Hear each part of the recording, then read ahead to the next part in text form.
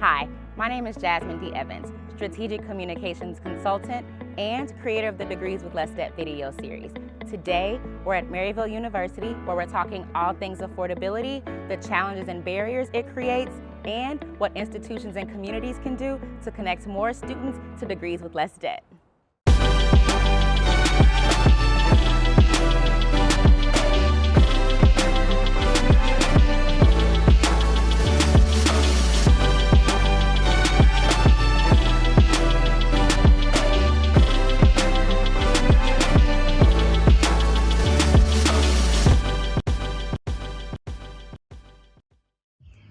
Hello, my name is Keyshawn Spraggins. I am 20 years old. I will be a junior at McKendree University. I'm studying business management and entrepreneurship. My family thoughts on being in college or having a higher education is very, very high. They push forward and they want you to have a higher education because they feel as if that the higher education you get, the more doors it opens for you. And I totally agree with them on that. Hello, my name is Trinity Brooks. I'm a third-year student at Maryville University of St. Louis, where I'm currently double majoring in early childhood and elementary education with a minor in communications. Some of the challenges that I have experienced paying for college are few and far between. I know a lot of people talk about having to work multiple jobs just to kind of stay afloat, and they don't really understand, FAFSA and stuff like that. I will say coming into college, it was a little bit difficult for me to understand some things as related to loans and also understanding grants. I didn't realize that you could write grants or you could apply for grants, and I feel like if that would have been explained to me a little bit more in depth, then I would have definitely taken that road as well. My name is Charles Blackman. I am 22 years old and I attend Southeast Missouri State University, and I am a social work major. For college, I just had the big opportunity of receiving many different scholarships, some ongoing, some not. These scholarships have been very impactful. SEMO, I feel, is compared to the rest of them, are most affordable colleges in Missouri. Whatever a student's chosen career path, be it a teacher, an art historian, a barber, or even a welder, it'll more than likely require some form of training past high school. In fact, 2/3 of all good jobs, meaning jobs that pay a livable wage, require some form of post-secondary education, certification, or training.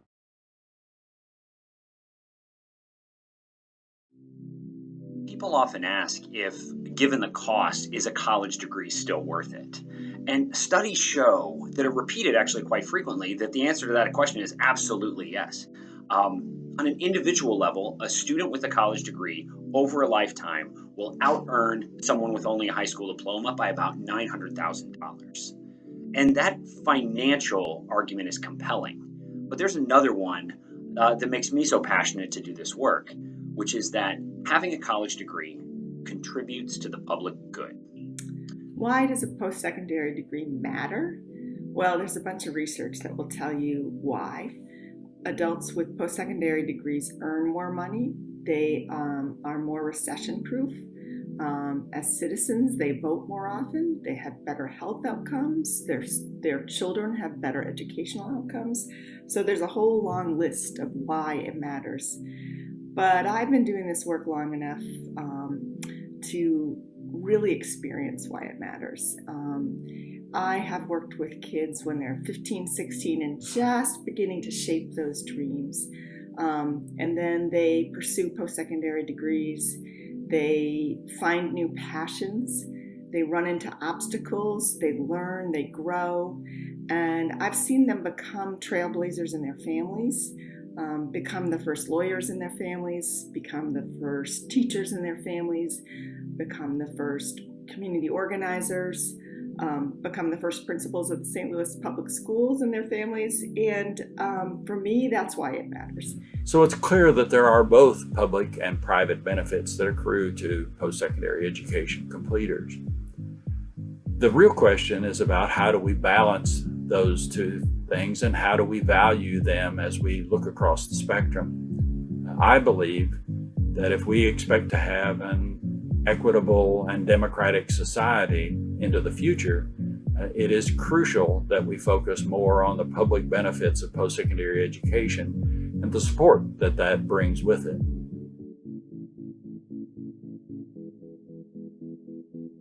While identifying post-secondary education options are already challenging enough, the biggest barrier is often figuring out how to pay for it.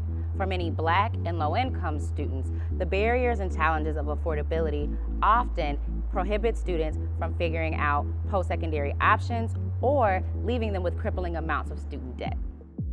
My name is Sabrina, and I am a senior at the University of Central Missouri, majoring in psychology with a minor in family development.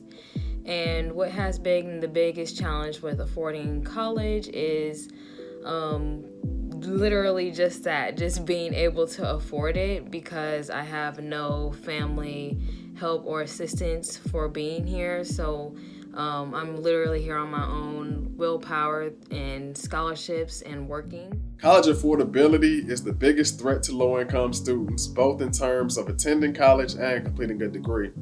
We currently have a system that expects low-income families to spend nearly 60% of their annual household income in order to send their son or daughter to a four-year university. And that's simply outrageous. The obvious challenge that we face with college affordability is the rising cost of higher education. The price of college tuition has been increasing 4 times faster than median household income over the last few decades. So we are literally pricing students out of higher education at this point.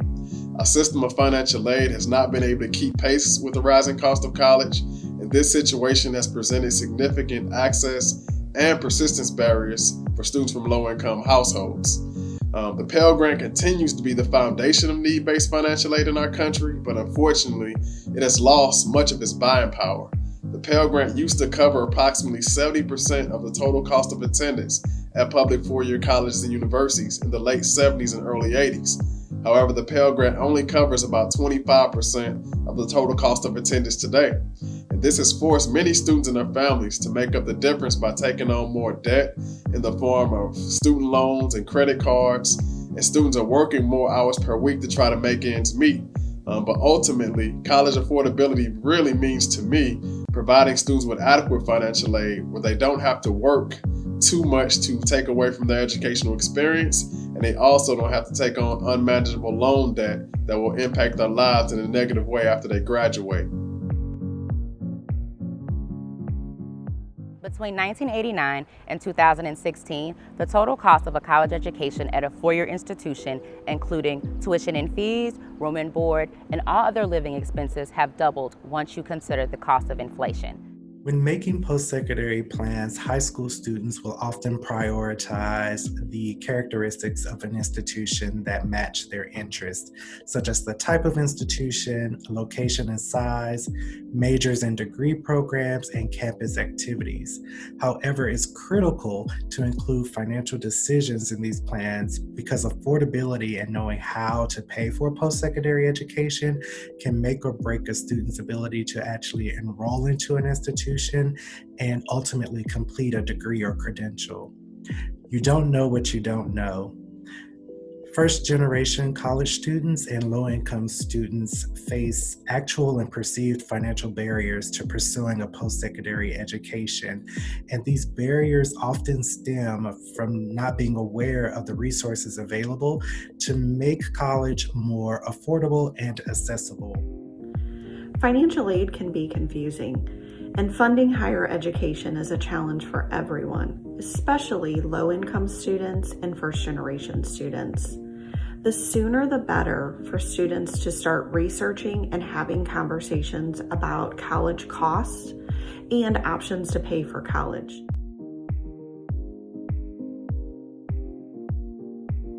One of the main barriers our students face when considering what college to attend is affordability.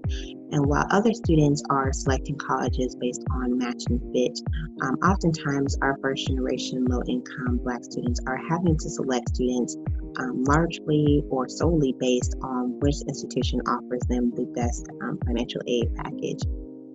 And so even with these packages, sometimes our students are still left with a gap in aid. And so students and their families are having to use out-of-pocket funds to cover that gap.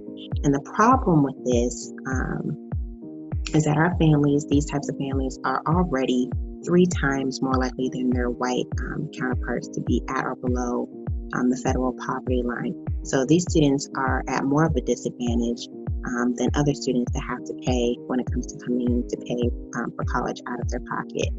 And this can be a very detrimental barrier. And unfortunately for some of our students, that barrier, that affordability barrier, or that paying out of pocket barrier will prevent some of our students from even attending the college of their choice. As the cost of college increases, the difference is often transferred over to students and their families. In fact, since the recession of 2007 and 2008, federal government funding of higher education has drastically been reduced, also increasing the amount of student debt transferred over to students and families. The challenges that I have faced paying for college have been multiple different challenges. Some challenges that I've come across is acquiring loans and private loans and interest-free loans, and having the ability to understand how loans work. I've also come across challenges on getting scholarships and grants. Sometimes they're not as easy to acquire or even find. Another thing that I've had is I work multiple on-campus jobs to pay for my bill for the semester and for the school year. I have worked in student financial aid since 1975. Over the years, the national commitment to education has shifted as the cost of education has risen at a rate that outstripped the state and federal commitment to affordability. The responsibility for the cost of education has shifted more and more to the institution and ultimately to the family and the students themselves. Historically, college has been considered a public good. Unfortunately, over the last 30 to 40 years, state support for colleges has decreased for both public and private institutions. For example, when I began at Southeast, support for the institution from the state was over 60%. Now it's below 30%. So unfortunately, some of that cost has been shifted to students. Also, the idea of aid being free is no longer free. So it's made the expense of college considerable, especially for low-income and first-generation students. So the question then becomes, how do you pay for college when you've exhausted all of your means? And typically the answer is to find more scholarships. But in reality, that the likelihood of that happening is just not real. And here's why. Oftentimes our first generation or first income and Black students take on family obligations because their parents are working multiple jobs, or they're working full-time jobs that require long hours just so they can make ends meet. And so our students are often tasked with helping their families by either caring for their younger siblings before and after school, or they are also working to contribute to their household to pay bills or other things. So this leaves very little time for our students to participate in sports or extracurricular activities, anything that will help to give them a competitive edge when applying for scholarships. Today, paying for college often requires a mix of financial resources. To access those resources, students must fill out the free application for federal student aid, also known as the FAFSA. So the gold standard in financial aid world is the FAFSA. We always encourage students, they need to complete the FAFSA first and foremost, because that really kicks off a lot of the different things that a student can be eligible for. And so the FAFSA is a free application for federal student aid, and it determines the expected family contribution, or the EFC. And that's the number that we use in our office to determine the eligibility that students have for things like the Pell Grant or state grants or some institutional need-based aid. And so that's one of the first things we tell a student if they're wanting to know how they can get financial aid, is they need to complete the FAFSA. Hi, my name is Kirby Cooper and I study education at Maryville University in St. Louis. So the biggest challenge I had for paying for school was just having the necessary funds available. So I never had a college fund or any money put aside while I was growing up to pay for college. So I kind of had to figure it out right before school started. So the biggest help I received was from filling out the FAFSA and receiving loans. So I got federal loans as well as private loans. And then something else that helped was actually I got a work-study job on campus, and so that helped pay for expenses as well. For students to make informed financial decisions that'll impact them and their families for years to come, they need information about financial aid that is timely and relevant. The problem we see as it pertains to financial aid on an individual student level is how the process is so unnecessarily opaque. I mean, we're talking about 4,000 different institutions of higher education serving 14 million students. There is not a single body who's responsible for consistency in how financial aid is awarded and how it's communicated. A few years ago, U Aspire and the New America Foundation did a study that just looked at 11,000 different award letters. And what they found is there was one particular type of loan that was listed 136 different ways on award letters, and many of them not even calling it a loan. So if a student doesn't know which money in their award letter is free money through a grant versus money they're going to have to pay back, how can they be expected to make a smart situation around finance? So of course, working in the financial aid office, we service a lot of low-income students and a lot of Black students. And it is definitely our goal to make sure that we are assisting them from point A to point Z of the financial aid process. Also making sure that not only they access it, but they are persisting all the way through college graduation. So our office does that by making sure, one, we're giving them all the financial opportunities. Most of our students walk through the door, they kind of know about the Pell Grant, they know about the state grants, it's already there. But what we kind of have to coach them on is other opportunities outside of federal and state funding. There's scholarships out there, and we're going to make sure we stay abreast so that you know about those. We also make sure we become familiar with our campus programs that we have that cater to Black students and also cater to low-income students, such as our TRIO programs, our college-bound programs. So sometimes there could be services that they need besides financial aid that they come to us for. We try to make sure we create good partnerships or relationships with them to say, hey, this is a person I know over a TRIO program, go reach out to them. Or this is a person I know in this program, go reach out to them, and build those connections and that student support for the actual student. So institutional aid is really important when we're talking about financial aid offers that are made to students. If a student's comparing from one school to the other, a lot of the aid that they receive is going to be consistent, such as like the Pell Grant or Access Missouri. Those things, if they go from one four-year institution to another, those numbers are going to be the same. But it's that institutional aid that can set a school apart. I was fortunate enough to receive a scholarship that pays for the majority of my collegiate career. So my 4 years are paid for basically. And I guess before that, I was just kind of in a frenzy trying to figure out how I was going to pay for college. What has benefited the most is obviously scholarships and needs-based scholarships. And when I say that, it's not just merit-based or based on what you've done. It's pretty much based on what you need. And those are helped me a lot. And having someone to be able to explain to me what these financial aid terms mean, or things like that. I thankfully am a TRIO student, so my TRIO advisor worked very closely with me to be able to explain to me what Pell Grant is, what subsidized and unsubsidized is, how to find other scholarships, how to fill out an application, these things. My advisor really broke it down to me and explained to me what all that means. So that was also very helpful and what has helped me with finding funding, applying for funding, and being able to continue to enroll semester after semester.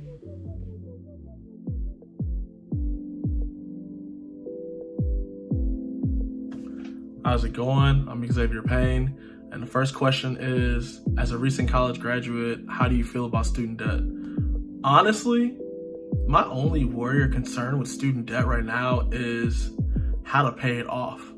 Just because with all the stuff that's going on with COVID, not many jobs are letting people come in, and it's kind of hard for a lot of people who just graduated to get a full-time job. I was luckily able to get a full-time job, but not everyone's just as lucky as me. So I think my biggest thing is paying that off, and then it's a new bill coming into our lives, and it's something that you have to pay. It's not like I can just, forget about it. But when that bill comes in, it has to get paid. And so I think my biggest worry was just adding that payment on to what I already pay for rent and whatever other bills and utilities that I pay for now, and just making sure that I plan my bills or I plan my paychecks so that when those bills do hit, when they do send that bill for, it's time for you to pay off your loans, I have the money to pay off my loans. I'm not making myself struggle to pay my loans. So often the debt load is determined by family income and the ability to contribute to the education. As I mentioned earlier in the Pell, the idea that a family can contribute 30% of their income to student in college is just unaffordable. Among Black families, so often there is an inability to receive other kind of outside private loans so have to go a subsidized route, which makes it more difficult for the students to get that loan. Also, scholarships are necessarily seen as need-based and more merit-based. And the idea that a student has to have a certain ACT and GPA to receive that award is challenging for some students coming from backgrounds that don't give them the support they need to reach the educational level to earn those scholarships.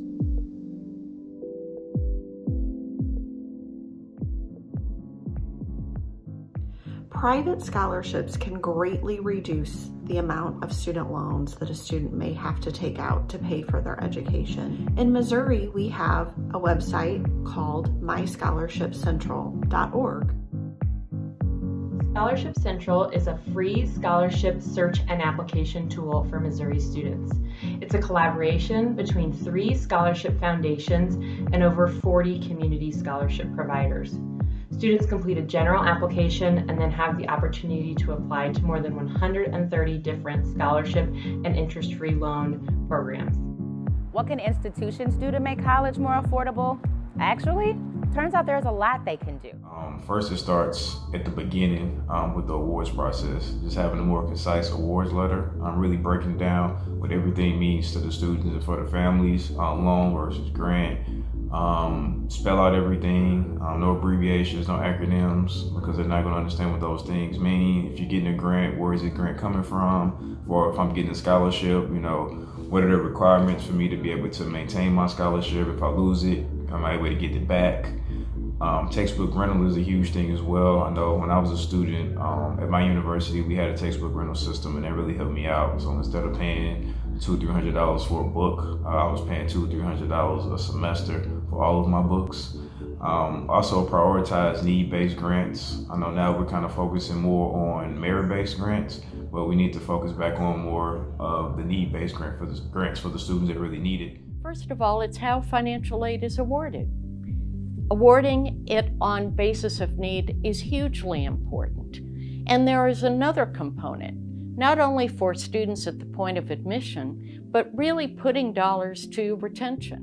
We realized that unmet need was our most significant persistent barrier for low-income students.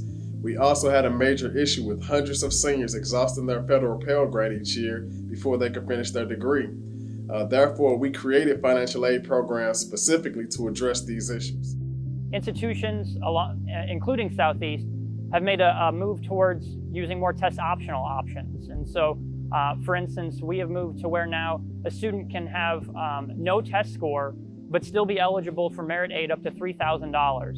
And so more institutions are moving towards just looking at the high school GPA rather than test score, because we know there are inherent biases with tests often that lead to students not necessarily being able to show what their true academic ability is. And we know that high school GPA is a good indicator that a student's going to be successful as they go throughout their college education. Maryville University is working in a number of ways to make college more affordable. One of those ways is that we have recently reduced the GPA requirement for students to maintain their scholarships. For years, the GPA requirement was between a 3.0 and a 3.5 to maintain a scholarship. We recently changed that to a 2.5 because students who are earning a 2.5 GPA are making successful progress toward their degree. And without the money to support them, they won't be able to stay. So we're very excited that we changed that GPA requirement so they can keep the money and pursue their degree to persist to graduation. We all know how confusing and complex financial aid can be, and at Mizzou, we continually strive to make it less so. We've made several changes to our financial aid strategies, and beginning with the Fall 20 class, we will meet the same percentage of need received the first year for subsequent years, as long as there's no significant change to the family expected contribution. We want to help students have a financial plan to not only enroll at Mizzou, but also persist until graduation. I think there are a number of things that colleges can do to reduce those barriers to degree completion. And chief among them is to invest, literally put your money where your mouth is. If you want Black students, if you want brown students, if you want low income folks, if you would like to have your campuses be welcoming, then you ought to be investing real dollars into the hands and pockets of those students, and then also to a greater extent real dollars into the services, the people, the programs that help them to survive and thrive. So programs like TRIO, programs like tutoring, campus clubs and organizations that support marginalized students without pushing them further on the margins of education and then society as a whole. I think colleges and universities must right now begin to divest from merit-based financial aid. Look at the literature. It tells you, the research talks all day long. Merit-based financial aid tends to help students who are already gonna go to college. If our goal is to increase the pool of folks who are gonna go to college, then we ought to be investing in folks who literally cannot come without that money. And so it doesn't make sense if we all know we have a limited amount of resources. Why would we be giving those resources to folks who can afford to pay the bill? Students need guidance, and that support doesn't always have to come from the financial aid office. Colleges and universities that stood out in the Degrees with Less Debt research have applied a holistic approach to student financial aid understanding. If colleges could use financial aid, career services, or even just TRIO, whatever offices other colleges have, if they could utilize those resources and reach out to students, I think that would go a long way. Although affordability is a barrier to students pursuing a higher education degree, it is not the only barrier. Holistic support is key to the success of students at Maryville University and at every institution of higher education. Holistic support of our students is key not only to recruit students, but for the retention, persistence, and graduation of Black students, low-income students, and first-generation students. I feel that the biggest thing that colleges can do is to help hold seminars. So I know at least at SEMO, financial aid and career services, on top of other offices like TRIO and SSS, they held seminars which talked about life after college. They brought in professionals to talk about life after college and how they handled some of their things. And I think that was truly beneficial for me, just because now knowing that my bills are going to be kicking in soon, I'm not worried. I'm not stressed at how am I going to pay it, because I've gone through different seminars of listening to people talk and figuring out, okay, this is how you're going to pay this.